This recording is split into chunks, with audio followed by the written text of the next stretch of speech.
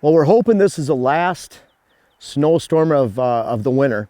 And here it's interesting, we came to this spot right here and the deer just hammering this, or they're digging down and they're getting some of the old corn stalks in here and getting into the field. There's probably some weeds in here that they're getting, maybe a little alfalfa left over from last year.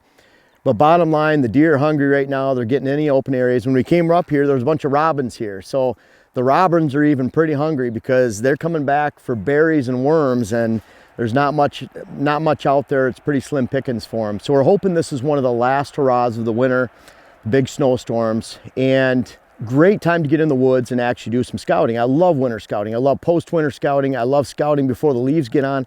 I'm on properties 9 months out of the year, and you can bet I love any time that I get on property without bugs and without leaves.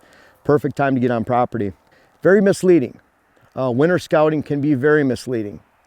You go into a little knoll out in the open hardwoods where deer probably spent the night, where they could get out of the cover, get out of the thermal protection, and they could actually sit on a little knoll all night. It's safe, it's social, they have good visibility for predators, and they leave a whole lot of sign. They leave a lot of pellets, they leave a lot of hair, and you could walk into that situation and think, man, look at all the deer beds in this location.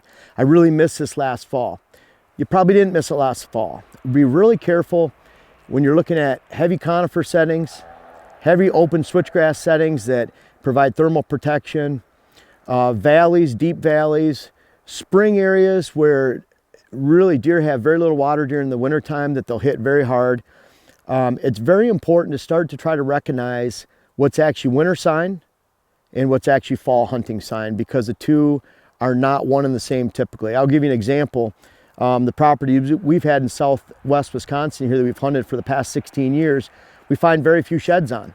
I'm happy to try to promote those properties as fall hunting parcels. We have fall food, we have fall cover. We don't necessarily have a lot of thermal cover. So when it gets into February, March, and late winter, when those deer are really seeking thermal shelter and thick cover where they can hunker down and weather the storms, they've lost a lot of energy at that point. They're trying to conserve energy.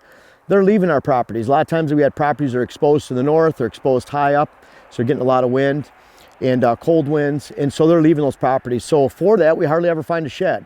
And those sheds might be a mile away, a mile and a quarter away. In fact, I know people that find the sheds of the deer that we talk about and show video of during the fall. We shoot those bucks, we watch them from year to year, they're getting their sheds.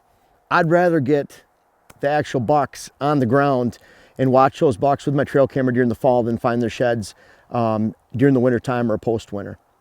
Two very different habitat types. You can even look at pellets.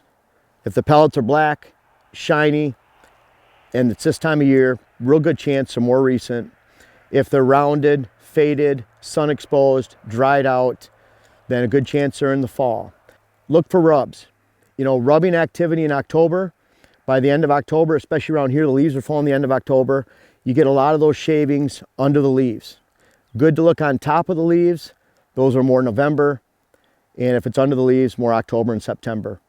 So even breaking it down in the fall and looking at that different rubbing activity, and if the shavings are on top of the leaves or below, and certainly when you go further south and the leaves are falling even later, that can even tell you more about exactly when those deer are on your property.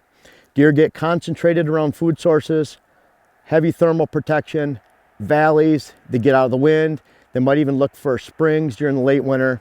Just because you find heavy concentrations of deer like this right here, that doesn't mean that you can plan a hunt around it or plan a season. I really like looking in the fall where deer should be. They should be between major clear cuts, bedding areas, traveling between ag fields. And when you find those pinch points of constriction, when you find those benches, and you find sign that has rub lines, scrapes, then this is a great time to find that sign.